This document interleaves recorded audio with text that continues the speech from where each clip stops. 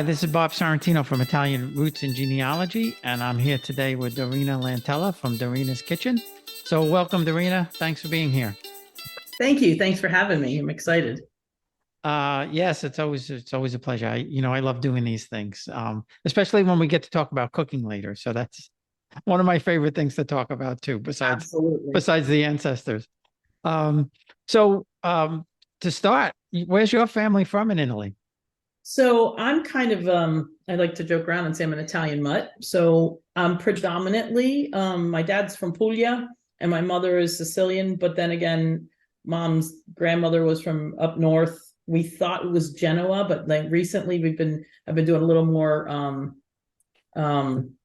like research, and we're finding that that name is not from Genoa, but possibly from Sardinia. So I'm in the process now of digging a little deeper, which excites me very much because my son one of my sons is completely in love with Sardinia. So I'm like, okay, well, if we're from there, it's a good place to buy a house.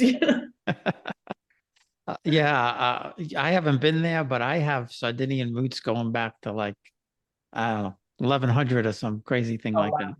wow. Uh, and I'd love to go there. Well, I mean, so many places that I want to visit, but haven't been there. But you go to Italy all the time, yeah? Yeah, I do.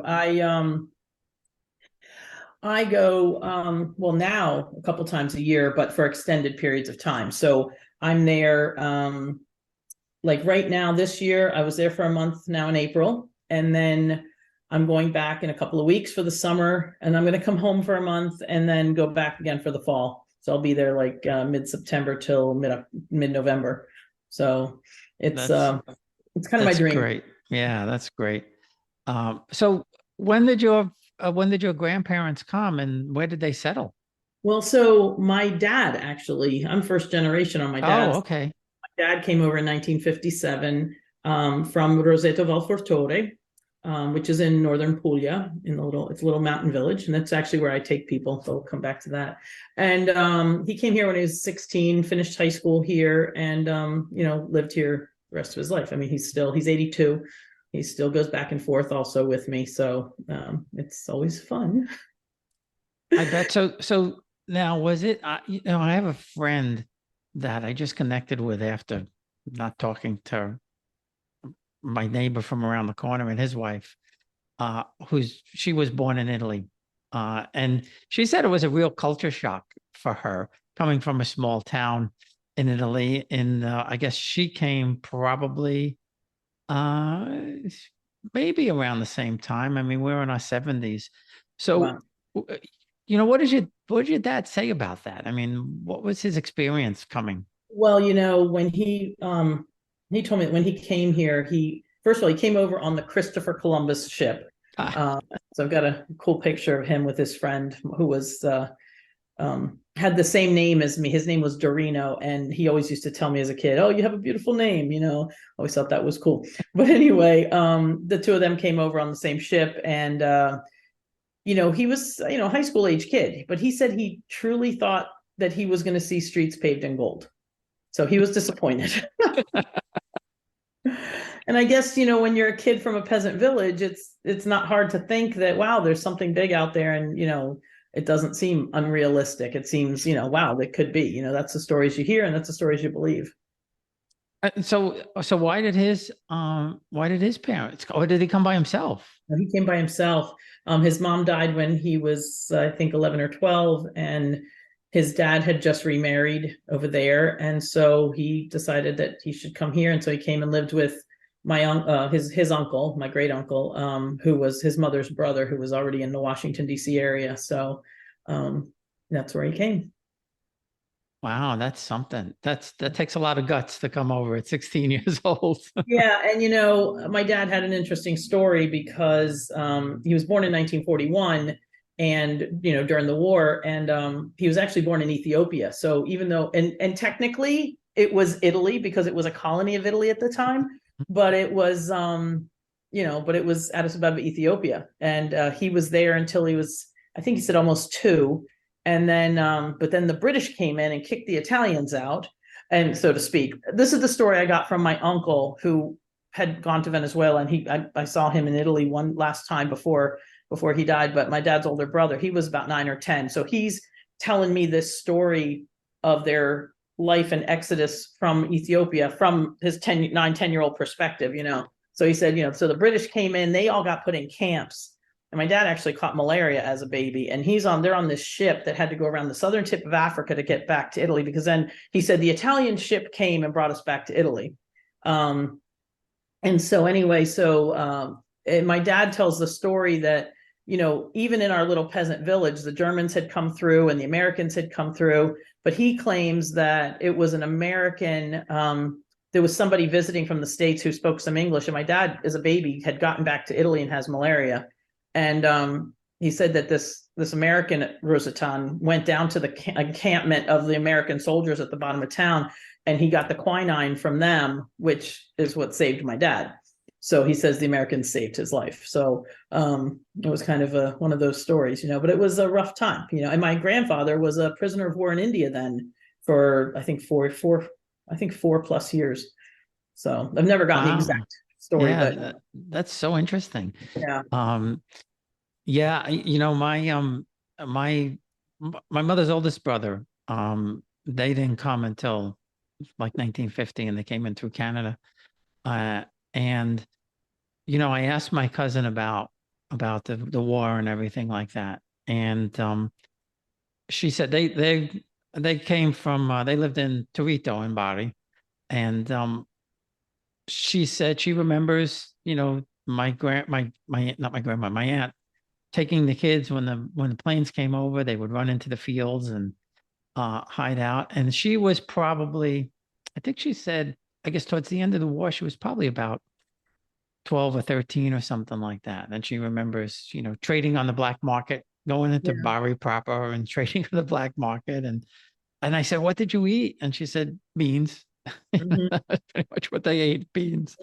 Um, but it was certainly an interesting time. But they, over there, they didn't have too much bombed out because the port got bombed, but where they were relatively safe. Right. Um, so that's really some story. And so now, what did your dad?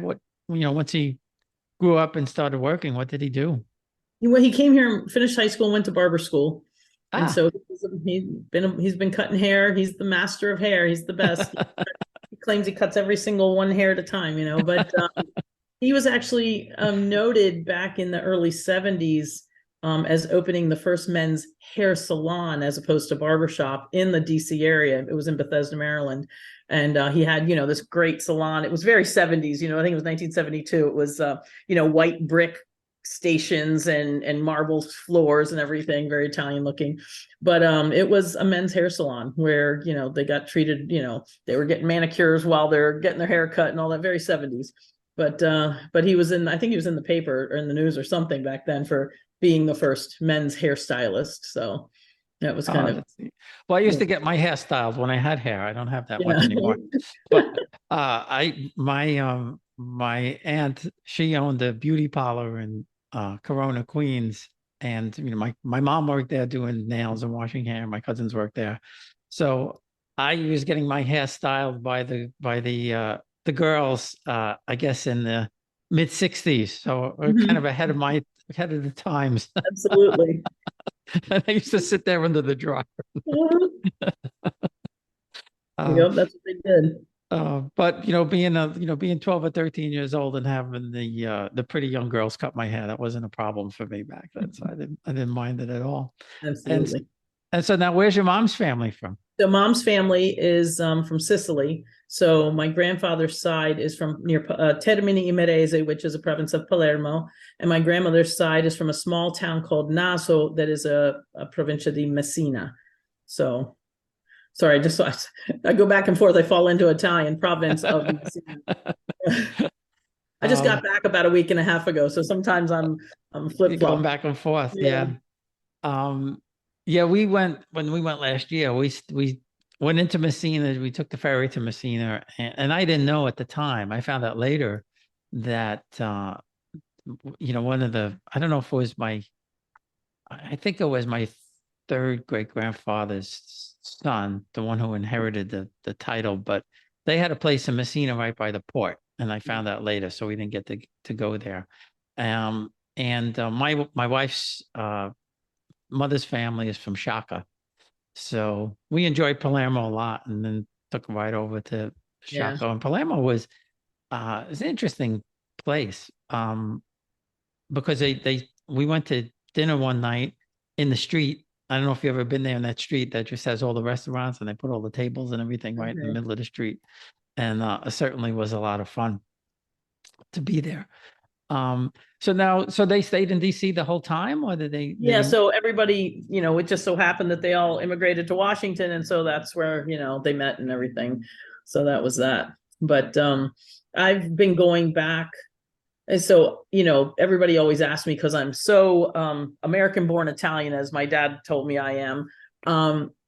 I was made in Italy. That's my claim to fame. I was made in Italy, but I was born in Washington. So I was like, man, for just a few more months, I could have been born there, but save all the hassle of trying to get dual citizenship stuff, But anyway, but my dad sent my mom and me and my sister back when I was about 4, because he wanted us kids to learn Italian in the Italian way. So I went back just long enough. I mean, I think we went back for like half a year, but I went to preschool there. So I went to preschool in the village.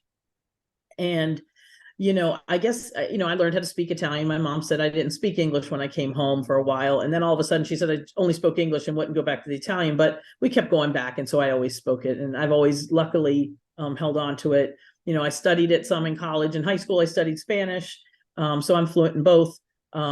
Just because they're so similar. And of course, growing up, my dad had an Italian restaurant after the dream of the barbershop. He wanted to have a restaurant named Roseto after our town in Italy, down in Bethesda, Maryland, in the 80s and 90s. So at work, I got to practice my Spanish and my Italian, because half the employees were Italian, half were Hispanic. So I got to practice both. And I came out of high school speaking, a couple languages. So it worked out pretty good for me. So anyway, and I do speak the dialect as well, which, speaking a dialect, I just have to touch on this for a second, but speaking a dialect is like putting your pajamas on. It's comfortable, it's cozy, it's just it's very personal. So like when I'm in the village, I don't speak Italian. When I'm in the village, I speak dialect, because you don't want to sound, like somebody else told me that they had moved away and they speak, they have to work in business and they speak pure Italian. And he said, but there's no way I can speak Italian in the village, because then I'm above everybody. You gotta be part of the gang. You just got to get back into the local. And it's very, and there's certain words and certain things that they say that just have so much more meaning when you say them in dialect. It's so much more feel. It's like you're really getting into everything. So it's kind of cool. I love it. So it's kind of like I speak 3 languages, not 2, or 3, 4, not 3, something like that. We'll be right back. Experience Italy like never before, traveling with a scheduled group or create your own bespoke tour with friends with philitaly.com. Pack your bags and follow Phil.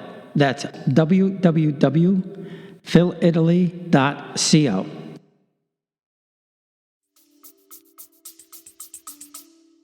That is so cool that he sent you back there. What year was that when That was 1969. That's so cool that he did that. Now you know how old I am, because I was born in 60. I was 4 years old. So that's right. You have to catch up to me, so don't worry about that. Yeah. So I keep going back. I've been going back my whole childhood. In fact, I have something that, if you're fine with, I'd love to share with you. Sure. Just this last year, I was going through some old papers that my mom had given me from childhood, a stack of things I was keeping and thrown away. And I found an essay that I wrote in March 28th, 1974. I was 9 years old. So at this point, I had already lived in Italy, and I had already been back a couple of times from the summer. So I wrote this essay called Dream of the Perfect Place. And, it's funny, because everybody, when I go to town, they all know, they're like, they're always like, how you doing? I'm like, I'm here. I'm fine. That's my answer in Italian, of course. But when I'm there, I'm happy. And I've always had this feeling there was a point in time where I couldn't go back for some years, and I literally pined every summer. I was like, because normally growing up, we went in the summer when school was out, but I would pine. Literally, it was like almost a pain that I wanted to go back so bad. So this is what I wrote: dream of the perfect place. In this place, there would be stone houses and brick roads. The weather would be just right. It would be hot in the summer and very cold in the winter. The people in this town would work all day. Some would sew clothes, others would sell fruit and vegetables. And there is one bakery where the people make bread and sell it and sell drinks. This town is a small town, and I know almost everybody in the town. In a different part of the town, there would be meadows and fields and grass and all kinds of fruit trees. And in this town, they sell this kind of chocolate that you can put on bread, and it tastes delicious. The houses in this town are very small. There are only about 2 or 3 or 4 rooms in a house. There are many fountains, and most of the people have a donkey or some chickens or pigs. Many of the people knit a lot. Almost everyone makes their own spaghetti, and in the winter, there is at least 1 foot of snow. In this place, there is not anything that I don't like. Now, when I read that last year and I found this, I'm like, holy cow, I have been totally obsessed with this place since I was a little kid. And it's obvious I'm talking about Roseto, my town. I'm talking about Nutella before it was imported here, and all these things. And literally downstairs from my house the house my dad grew up in, we still have, there was right next door was a barn. All the houses are connected, but this one downstairs door was a barn door. And there was always a donkey's head sticking out of it, So, I mean, I was used to having the animals around and running up and down the cobblestones. And it was a really joyful time for me in my life whenever I was there. So a couple of years ago, one of my sons was there with me. And one day he just comes up to me with almost this kind of sound of disdain in his voice. He's like, "You're so happy here." And then just a couple minutes, and I go, "Yes, I am." And he goes, "Yeah, but I get it," but it's just kind of, I'm a different person when I'm there, really, truly. So I would go there tomorrow and just not come back if my wife will let me. I keep telling her, my wife's pushing for my daughter's pushing for us to move to Dallas. And I said, well, if we move to Dallas, then we're definitely going to get a place in Italy to go. And, not for us, for the kids eventually. I started way too late to get my citizenship, but the papers are done. So I'm going to try and do the petition thing rather than wait for the consulate, because waiting for the consulate in New York, it'll be. Yeah, it right now it's years to do. Years and years and years. But they say you could do, I mean, I know if you go there for 45 or 60 days, you could get it that way. But I don't know if I could do that. But I want to do. I want to do. There's a way. I'm doing it.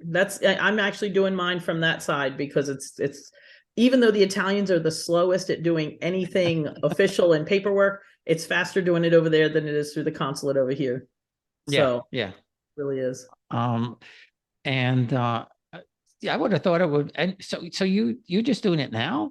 Yeah, I've spent years helping other people, and finally last year I'm like, you know what?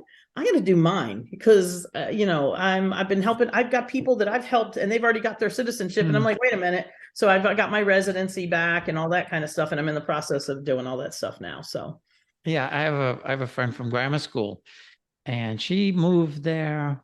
Geez, I think it was before COVID. So almost 4 years now, I think she's there, and she loves it. Yeah. She's I think no, I think maybe both her parents were born in Italy. But her and her sister were born here in the early 50s. So but I think they came probably after the war, something like that. And she's in Salerno right now. Okay. And nice. no, she loves it. But I want to do it now mainly so the kids could do it. So my kids could do it, and they have it. Absolutely. If you do it for yourself, it makes it that much easier, Yeah. So that's what I figured. And I could do it. I'm doing it through my dad's side, but I could do it through both sides if I wanted to. The funny thing about me is I could have done it through my mom, because I was born in 1951, but my brother was born in 1946, so he couldn't. Right. They come up with these crazy laws. And see, my husband, he was born an Italian citizen. His father was still an Italian citizen when he was born. So he's in the process of claiming his citizenship, but his younger siblings can't because he was like a year and a half old when his father became, or six, actually, no, he was like 6 months old when his father became a citizen here. So he's like the only one that gets it, in that way. Yeah. Yeah. Oh, I didn't know you could do it like that. So you Yeah. could just you could just claim it. Oh, that's pretty. Well, claim it if you were born, because he was born 'Cause he the was- child yeah. of an Italian citizen. So Yeah. So, unfortunately, my dad gave his citizenship up before I was born, but he just reacquired it because of some refugee thing that they put in and claimed him because he was born in Ethiopia and had the way they came back. He was put in some refugee status and he was able to get his citizenship back, which apparently is hard to do. So, Oh, that's good. Good for him. Yeah. So I really want to share one thing with you though, about the town that I go to, because I'm curious if you've ever heard of this. Have you ever heard of the Roseto effect? Yes. Yeah. I was going to ask you about that. Sure.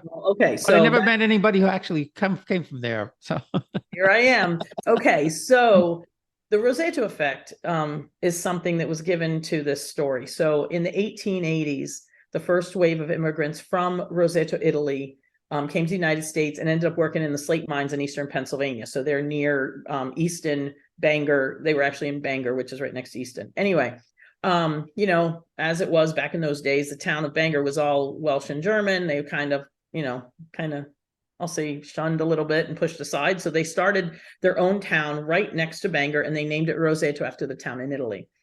So they stayed and it was incorporated, I think in 1912, I think it was. And they just stayed. It was this enclave of just Italians, mostly Rosetans in that village. And they spoke all Italian, lived that way. So fast forward to the 1960s, the doctor serving the town told a colleague that basically another doctor that lived nearby that nobody in this town had any heart disease. So they go study the town. What are they eating? And they, of course, that's the first thing you think of. These people live so long, they got to be eating something. But they're eating salted cured meats, food fried in lard, fatty cheeses. They're smoking and drinking and happy and healthy, which is the way we live in Italy. Anyway, we, so they said, okay, that's not it. So they studied it further. In fact, I think they studied the town for something like 5 or 6 years. Anyway, they interviewed everybody in town. What they ultimately attributed it to was the community-centered, church-centered, family-centered life. They said that the people nourished each other. Multiple generations lived together. The way I put it in modern terms is somebody always had your back. Basically, lack of stress. Okay. And so they dubbed this the Roseto effect. And the Roseto effect definition is the phenomenon by which people live longer, healthier, happier lives by the way they live in community. Okay, that's my paraphrase, but that's basically what it is. It's all about connections. And I think they've proven this in so many studies over the years, not just about Roseto, that being connected, loneliness is kryptonite. It kills. Okay. And when you have connections in your life, you are happier. And when you're happier, all your pieces work better. I think happiness, it starts from the top and goes all the way down. And so basically it's 7-8 years ago now, 2016, 2017. I've been teaching cooking, so we'll segue if it's okay into the cooking. Sure, yeah. I grew up, as I said before, I grew up in the restaurant business. I have the Sicilian grandmother I grew up with that I was like attached to very much and learned everything that she taught. And I love cooking. And of course, I've got 6 kids of my own. So if I couldn't cook, man, we'd have gone broke going out to eat. But anyway, the thing is, I was teaching cooking. I started doing that when I was 19. Some college friends of mine who were my Irish friends that I grew up with and were going to school nearby. And they're like, we're broke. We can't cook. Teach us how to cook. And I taught them how to make all the pasta sauces because that's cheap. And it's, of course, what I knew how to teach. So that's how it started. And I just found such joy in that. So what happened was I was teaching a cooking class and somebody said to me, you're always talking about Italy. When are you taking us? And I'm like, you want to go? And I had just mentioned something to a cousin of mine who's a chef over there the year before. And I said, we should do something together sometime. He's like, yeah. And then we continued eating and drinking and the subject died. So anyway, when this girl said this to me and I had like 4 people right in front of me who wanted to go, I was like, well, let's try it. So this was 2017. So June of 17, I took my first group to Roseto and I showed them we did 5 cooking classes, and it was just an 8-day trip, and it was fun. I showed them around a little bit of stuff, and they had a great time. And I was like, wow, this is awesome. So in 2018, I started trying to promote it a little bit. And then the game changer, I get an email and phone call from this girl from Ohio. And I'm like, she's like, do you really do trips to Roseto Valfortore? And I said, yeah. She goes, oh my gosh, my grandparents are from there. She had just found me random Googling online, just looking for cooking in Puglia. And just for the heck of it, she put in her grandparents' town and she found me.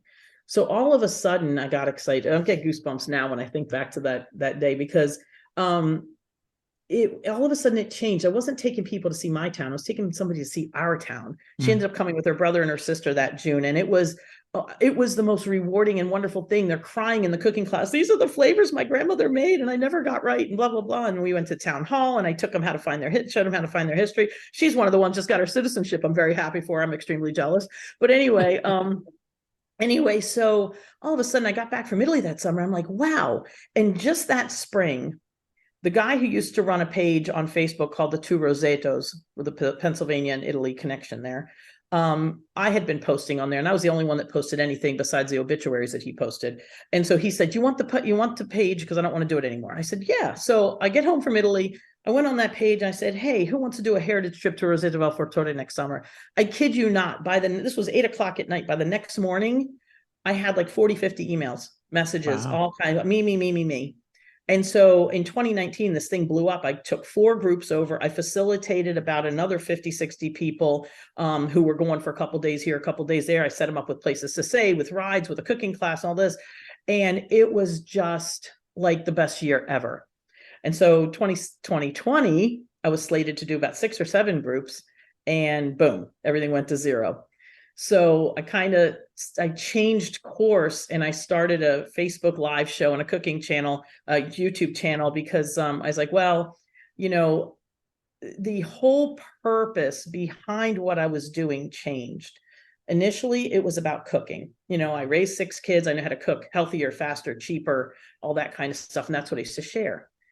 But all of a sudden, the purpose changed, because flip back to 2018 again, when after this first girl had called me, and I had met this other woman at a networking event who loved the idea. She invited me to another event. It was at a nice retirement facility in Maryland, and it was just some big event. And she said some other people that she worked with. She worked at a newspaper. She wanted me to meet. So I went to this thing, but all of a sudden I'm crying in the car all the way there. And I'm like, who the hell do you think you are? Excuse me. But I was saying to myself, I'm like, who do you think you are? You're just a mom. You're going to think you're going to change. Because all of a sudden I'm like, we really need to embrace this Roseto effect. And this is what I was telling her. I'm like, it's not just about cooking. It's about cooking for a purpose, to bring us back together the way the Roseto effect exemplified. It was the community, the connections. And where does that start? In a family, at the table. And so I'm like, I have this back to the table idea, and I want to revive the Roseto effect. And so I'm on my way there, and I'm thinking I'm going to change the world, reviving the Roseto effect, and I'm crying. So anyhow, I get there after I'd beaten myself up. I go inside, and we're walking down the hall, and this gentleman's walking towards us, and she stops to chat with him for a minute because she knows him. She's done other events there. So we walk away, and she goes, Mr. Brown has a cool story. And I said, oh, what's that? And she goes, he was one of Martin Luther King's drivers.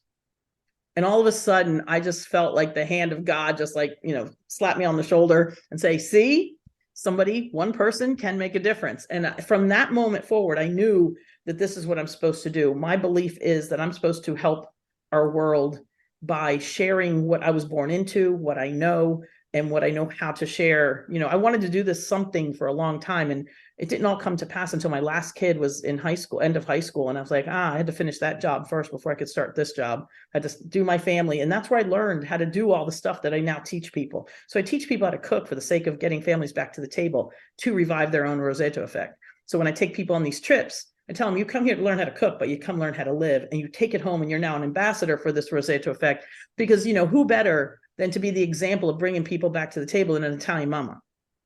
So I figure I got to take that stereotype and run with it. And that's what I am, so that's what I do. So anyway, we've lived there. We've spent so much time there. I actually took my kids to live there for a year back in 05, 06, all 6 of them. They all went to school. It was like a population explosion at the school, because when you have when you have a town school that only has like 60 some kids in it, you put 6 in at once. They were like, wow. I used to have 60 in one class. Yeah, right. I'm sure. So, this is my mission. And when I I do still predominantly, I'd say about half the people I take now, like that year in 2019, I would say 9 out of 10 people were either Rosetan or married or the spouse of a Rosetan, but it was almost all Rosetans that I took that year. Now, it's kind of getting medium. It's about half Rosetans and half other people who just follow, because now I have this show that people follow, and everybody wants to live the Roseto effect. People there have, people are buying houses. In fact, the girl that I was telling you about that my first Rosetan that I took, she's now taken a sabbatical off of her year of teaching in Ohio, and she's going to spend a year in Italy. She's going to spend some of it in Roseto, some of it somewhere else, but she's going to teach online over there. I feel like I'm sharing my passion with everybody else, and they're running with it too. I've had people come back for second trips. They want to come back again and again. And I'm like, you don't have to come with me. You don't have to pay me to come. No, we like what you do. They like that I know everybody and that I speak the language, so that helps. But it's been a great experience, and it's very, very rewarding. Yeah. And people don't understand. I know a lot of Italians, they go there, they go to Italy, and they go to, Rome, which is great. And, Florence and Venice and all of that. But you don't experience the people. You don't experience Italy unless you go to those small towns. I mean, we went the first time 25 years ago when my son was a baby. We went to Sorrento in Rome. But this time when we went last year, and I can't believe it's a year already, but when we went into the small towns, it's completely different. It's totally different. The food is different. The people are different. And to your point, you get there and it's like every care in the world just drains out of you. It's hard to explain, but that's the way I felt. Everything went by the wayside. You just looked at the mountains, you looked at the hills, you dealt with the people, you had the food. And I came away from the one small town in Calabria thinking the same thing that you did, because there are so many places in this little town that have been abandoned. Either the families moved out. They told me that somebody in the family still owns these places, but they're totally abandoned. Yeah. Nothing going on there. And I kept thinking to myself, boy, if you could revive this town and get the spirit of the people, it would be a wonderful thing. So that's what you're doing. And I think that's marvelous. Yeah. Back in 2016, just before all this happened, and I guess this was kind of one of those little precursor things that happens to you that makes sense later. I accidentally, and that's another story for another time, but I accidentally drove into an abandoned village in the middle of the night on my way from Naples to my village, to Roseto. And I later found out that it was because of an earthquake, that some of the buildings were just not fully, the foundations were shaken. And so they moved to the town and moved it somewhere else. But I remember leaving that town that night thinking, after I accidentally drove in and the cops found me. Anyway, that's another story. But but I remember thinking, wow, I don't ever want this to happen to Roseto. So part of what I'm doing is helping people here, because I feel like if you're going to save the world, you got to start with America, because everybody does what we do, whether it's good or bad. So we got to set a better example. So that's what I'm hoping. I'm teaching people how to be that better example. But the other thing is helping the village. In 2019, I think we dropped, and it wasn't me, it was the people who spent the money there, but it was, we probably put 50,000 euros into the village. And when you have a village, it's only about 1,000 people, and the average income is about 800 euros a month. That's, between the restaurants and the B&Bs and the little shops and whatever, it helps. And so my hope is that not only can I go there and help the economy of the town, but now I actually, you had Eric Lucera on your show a while back. He's from a town right next to mine. And we want to try to do the same thing in his town that we're doing in my town. And I'm friends with a couple of the mayors locally there. And I'm kind of trying to see if we can find where their people emigrated to here so that I can kind of promote to them. And take the same little itinerary that I have. It's very simple, but very just right. Little bit of out of town, little bit of in town, little bit of activity, a little bit of downtime. And kind of just take that itinerary and modify it for each little town around us, because the northern Puglia, those little mountain villages, are kind of forgotten. They call it the Monti Downy. Those are the Downy Mountains. Southern Puglia is very well known for Bari and the beaches and, Gallipoli and Lecce and all those great places. But they don't have that up north. Up north, we're just the little mountain village people, and we need some help. And so I'm hoping to introduce people back to their town. Back in 2006, I think it was, a friend of mine that was from New Jersey. He was, this hard-nosed Jersey soccer coach. I coached with him. And he was the one I had to always pull back from the line because he was yelling at the refs. So tough guy. So he was going to Italy that summer, and I was already there. And his grandmother had immigrated in 1920, had never gone back. And on her deathbed, he promised her he would someday go back to her village. So after finding his town, which took me forever because he was pronouncing it wrong, so therefore I was spelling it wrong because, Italian's phonetic. I finally found it. It was only an hour and a half from Roseto. So I said, look, do your tour of Italy, because he was going for his anniversary. Make your way to me and I'll take you there. So I take him to this town, and this guy is crying. I mean, we found information. I took him to town hall. I talked, made friends with the people in the town hall so that they would help him, because I don't usually like to do that stuff. And I said, soccer coach from America. They're like, oh, good. So anyway, but here I'm seeing this guy crying.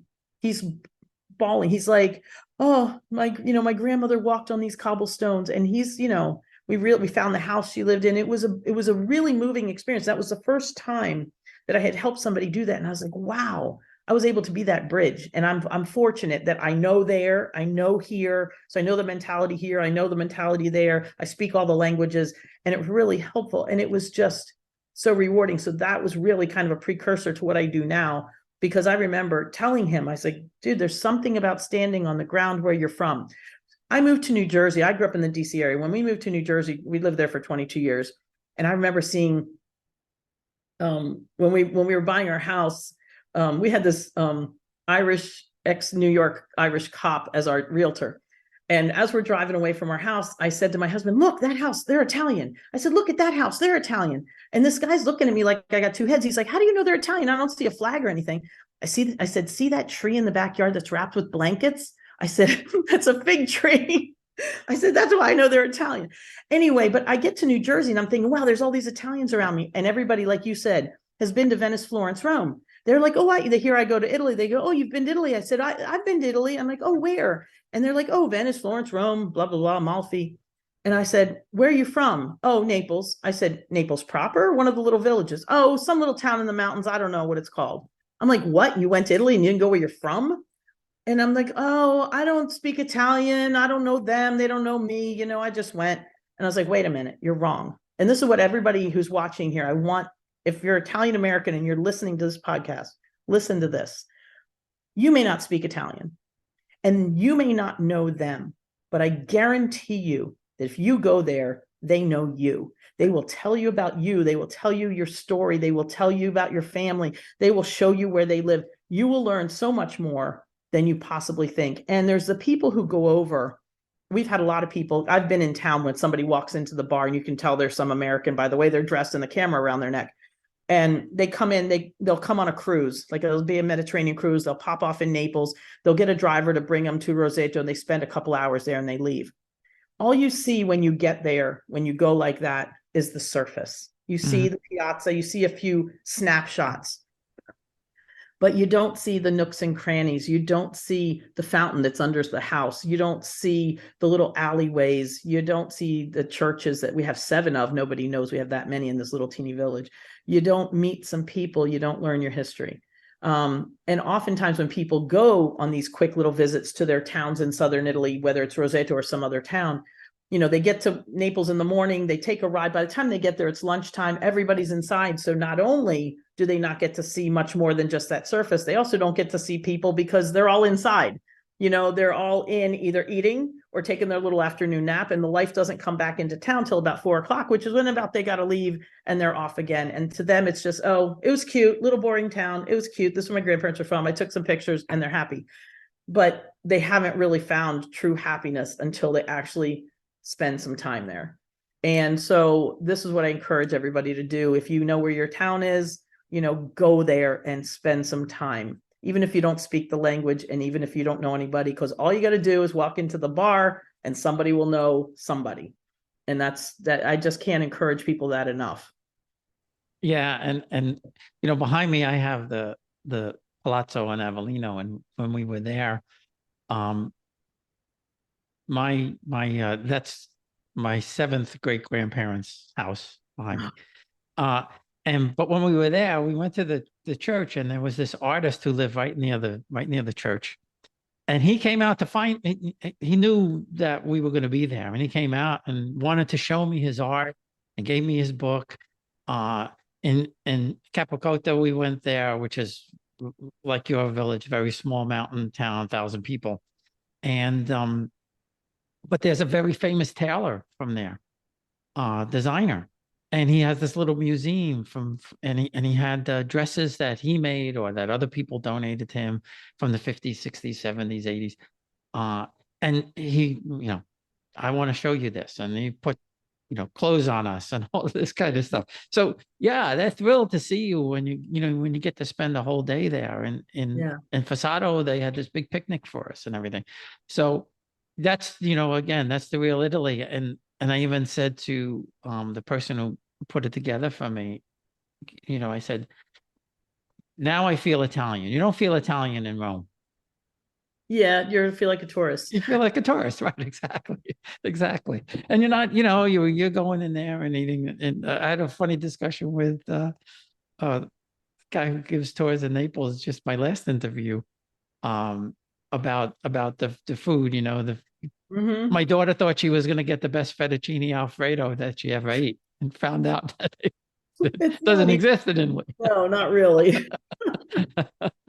So now, I if you told him, ask for, and some of it is also verbiage. If you ask for something alla panna with cream, a cream sauce, you'll get something that is similar to what you're saying. They'll have that, but more up north. People ask for marinara sauce. That doesn't exist in Italy. Marinara actually means of the sea, which is basically not a meat sauce, but it is a sauce. But they don't even call it that. It's al pomodoro. It's seafood with tomato sauce, or pasta al pomodoro. It's with tomato. It's very simple, and we I don't know how we complicated stuff over here, but we do. Well, we complicate everything over here. So while we're talking about tomato sauce, you sent me a picture of a woman with this huge kettle of tomato sauce. So what's that? Who is that? That's my friend. That's my friend Pina, who does a lot. She'll do. So I teach people how to cook, and I do it over here. And I can teach everything that we learn in Italy. But I figure if you're coming to Italy, you want the cute Italian chef or the mama from the village. So I share the teaching with my cousin, who is actually a chef who teaches chefs, and with my friend Pina and some of the other mamas from town who will teach a class teaching something really traditional of the village. That's a picture of her, because I sent that to you because it just exemplifies how people in the villages still live, a lot of them, the old way. Yeah. They make that big giant pot of sauce, they jar it, and they have it all year, so, and when she does classes for us, she makes a meal for the group, but everything that she puts on the table, she put together, she created. It's a sausage they made from their animals. It's cheese they made from the animal's milk that they have. It's pasta. Well, pasta is usually a class that we make the homemade cavatelli and other traditional dishes, but she shows how to make them, the shapes and everything. So everything, the liquor we have, it's liqueur that they've made, it's wine that they've made, everything. And people are just fascinated by the fact that everything on the table was sourced from their own farm. And how far is Roseto from Bari? It's about 2 hours, and it's also, so it's kind of like, okay, you know where the Gargano is, which is the spur of the boot? Yeah. Okay, we're just in from that. So if you look at Puglia, we're in the top inside corner of Puglia. We're about 2 hours, so we're in 45 minutes from Foggia, which is the next province up from Bari. We're 2 hours from Naples. So if Italy was straight, we're directly across from Naples. But since we sit on an angle, we're northeast of Naples. but it's exactly 2 hours from Yeah, me. because we're gonna be there in September. If I could get there, I'm gonna try and get Oh there. my gosh. When in September are you going to be there? We're gonna be there. With the flight is the 13th, and so we're gonna be in Bari, I guess, like I don't know, 18th, 19th, 20th, Okay, so something like I that. will be there by then because I have a group that's come at the end of like I think on the 29th, but I'll be there that week or so, week and a half before. So I'll be there. That would be cool to have you there. I'd love to show you. Yeah, yeah. Well, because when I was planning the trip, I have a friend that's got a place in B&B in Calabria, and I was going to spend 3 nights there, but I think I'm going to do two. And then I have cousins in Toronto, so we're going to spend a few nights there. And then I wasn't even going to stay in Bali, and then I was going to spend a couple of nights in Matera, but then I thought, well, maybe I spend a couple of less days in Toronto and maybe 4 or 5 days in Bali because it's easy to get around, and we can make a day Yeah, trip to Matera or something like that. exactly. My Matera is really cool, but a good Yeah, day there, or even if you stayed one night, if you did. But I went down there as a day trip from Roseto. It was I think almost 3 hours, but we did it. My daughter and I, we did a day trip down there. We had a blast, And we've yeah, been to Bello is nice. It's a shame that some of these places they are beautiful, they are historic, but they have become touristy. Like Alberobello, I always wanted to go there and see the little round house. The Trulli, we stayed a night. We stayed, there in one of the little round houses, and you feel like a kid in a clubhouse. It's like it's so cute. But it is a shame that it's all very, very touristy, and it kind of ruins it. It is neat. It is cool that people come to see it, and I'm glad it helps the town thrive. But like I'm trying to help my town by hopefully not making it touristy, but bringing their own people back with a few tourists in the middle of it, because tourism, it's a shame. I took a lady to Capri, or Capri as we call it over here, one time, and we went up to the top. We had to see all these beautiful things, and it was an arm and a leg for lunch, and we could have had the same meal in Roseto for like a tenth of the price, yeah, and it right. was beautiful. So the view itself, was it worth that much? I'm not gonna tell you how much it was, but was it worth it? I mean, it was worth going there, but I didn't have to, like, I would have been fine having a quick panino and going to see all the sights, and the people are just there waiting for the tourists. I had fun talking to people because I speak the language and I kind of like to get to know people and dig in a little deeper. But I'd rather show people, people are like, oh, somebody said to me recently, she goes, well, I think I'm going to tack on some days to your trip and I want to go to Amalfi and, Capri and blah, blah, blah. And I said, and she goes, all my friends have been there and they've shown me pictures. I said, you want to go back with the same pictures? I said, come to the East Coast. Yeah, right. The entire coast of Italy is gorgeous. Yeah. It's just that, Cinque Terre in Tuscany, and, because under the Tuscan sun, made it so even more famous. You know what I tell people? I said, not all the sun's in Tuscany. Come down to Puglia. But, Venice, Florence, Rome, Tuscany, and Amalfi have the name, but all of Italy is beautiful. Everywhere you go, there's ruins. When I take people to my town, we leave town and there's a city half an hour away named Lucera, just like Eric. Yep. And Lucera is a medieval city. I mean, it's like over 1,000 years old. It has a really interesting history. And there's an amphitheater there that was a Roman amphitheater that's older than the Colosseum in Rome. It's smaller. It doesn't have the top sides anymore because when they folded it in back in the ancient times when Christianity came in and knocked all the other bad stuff out, they buried it. But a lot of people in the city took those stones and it helped build other structures in the city. So they built it up as much as they could. But it's really neat to go see. And we don't have to wait in line. We're usually the only ones there. Nobody's ever there when we go. One time of all the times I've been there was another couple getting there as we left. I'm like, wow. But I know that school kids from the region go there. But I mean, that's a cool thing for people to go see. And we didn't have to wait 4 hours to get into the Coliseum, and fight crowds and pay exorbitant prices. So this is the kind of stuff that I like to show people that you can see. Like the beach I take people to, holy cow, it's drop dead gorgeous. And you don't have to choose from mountains and water because the mountain is falling into the water. I mean, stand here, I got this and I got that. And they're like, wow, I don't have to choose, And not to mention the restaurant that's on the beach that is beautiful. So Well, we went to Sheila. I never heard of Sheila in Calabria. I never knew anything about it. I was like, where is this place? I'm looking. It was, I mean, you talk about Amalfi. Well, this Sheila place is just as gorgeous. The mhm. houses are right in the sea practically. You're up on the top. There's a big castle there, and it's just drop dead gorgeous. And then as far as ruins, they took us on the way to Capocota, just the town before that. There's the Samnite ruins. Now, I never heard of Samnites, right? I had no clue who they were, but we went there with he's now a good friend, Nicola, and he's an expert. He's written 2 books about the Samnites, and he gave us this personal guided tour of the ruins. And like you said, nobody was there, you Yeah. know, nobody was there. And he does these tours all the time.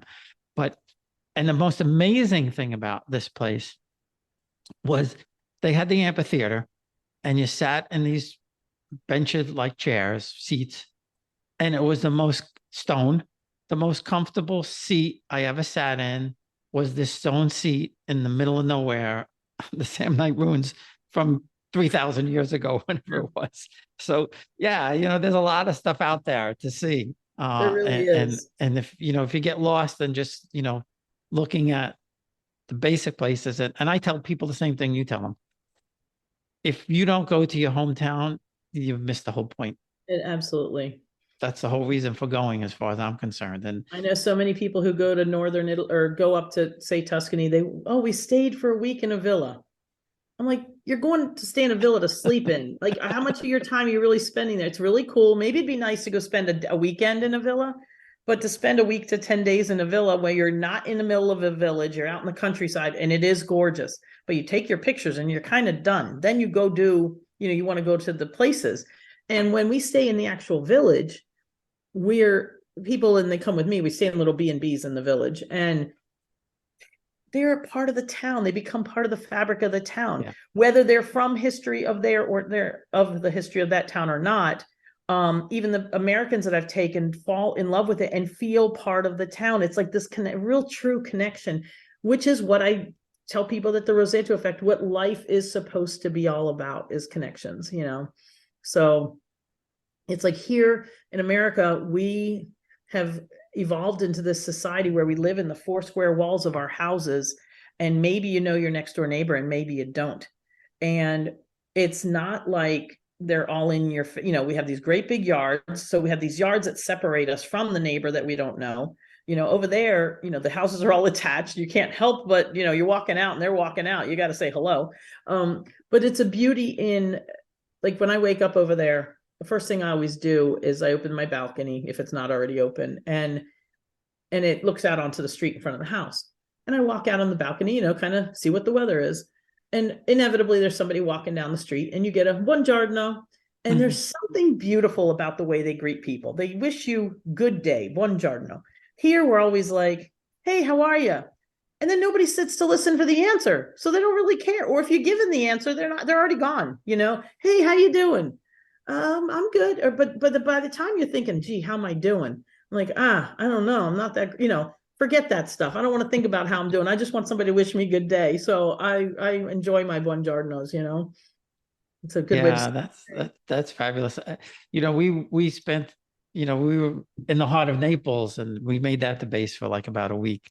And they had a washing machine in the B&B, and my wife said, there's no dryer. I said, we're going to do it like the Neapolitans do. I'm going to put it out on the balcony. She said, but we're in the middle of it. I said, they don't care. They're not going to care. There was a fold of drying thing. I put it out on the balcony. I put the underwear and everything, socks and everything out there.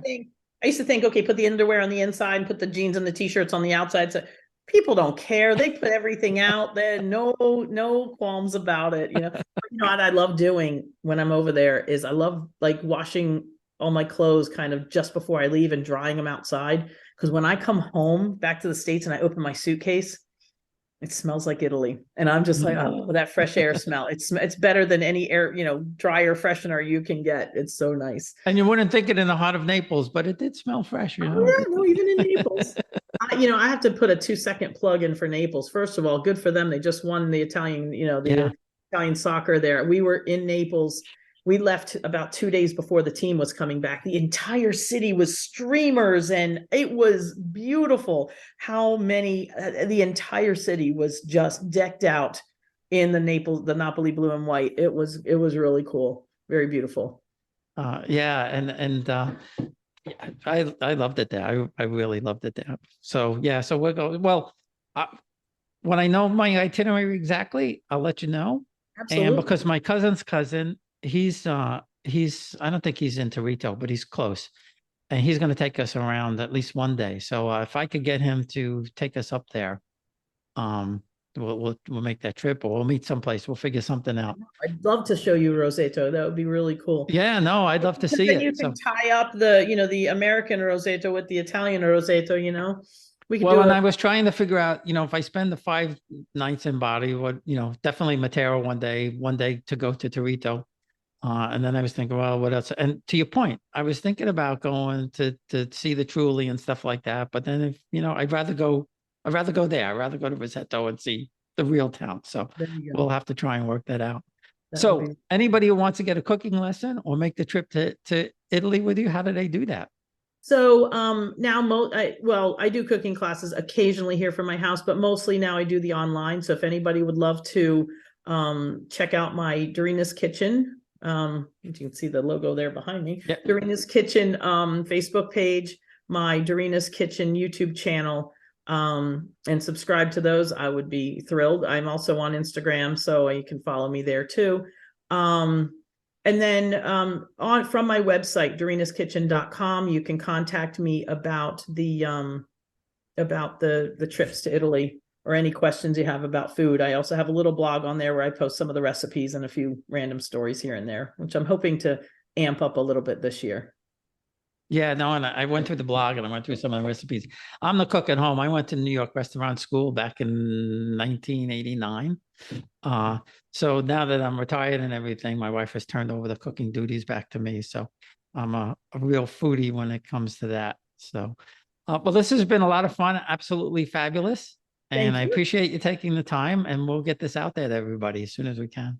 Well, I really appreciate it. And I do hope that people take our advice and go to where they're from, because, you can have genealogy and you can look stuff up on paper, which is fascinating. But when you go and you meet some of the people whose names are surrounding your life, that you find on that paper, when I go to the town cemetery and I see all the names surrounding me that are all names that I've grown up with, whether it was in DC, in Toronto, where there's a lot of other paisans of ours, and in the village, it just makes it all have so much more meaning, and you really feel so much more connected. And then you realize who you are. I think that's a big problem in our country, is that we don't know who we are. So I encourage people to seek out their heritage, which inevitably bonds you with your faith because it's always intertwined. And then, bring it to your family by way of the table, because when you bring your recipes to the table, there's a greater chance if you bring food to the table that, you're going to have the family at the table. If you order a pizza, it's going to end up on the coffee table in front of the TV. Yeah. So I believe that we need to get our families back to the table, revive the Roseto effect. And I think we'll better the world if we can just start from the bottom foundation, because when the foundation is strong, the building is strong. Absolutely. I couldn't agree with you more. Well, thank you. Hi, everyone. This is Bob Sorrentino, just letting you know that my new book, Farmers and Nobles, is now available for sale on www.italiangenealogy.blog/Farmers and Nobles, or you can find the link in the podcast notes. Thanks for listening.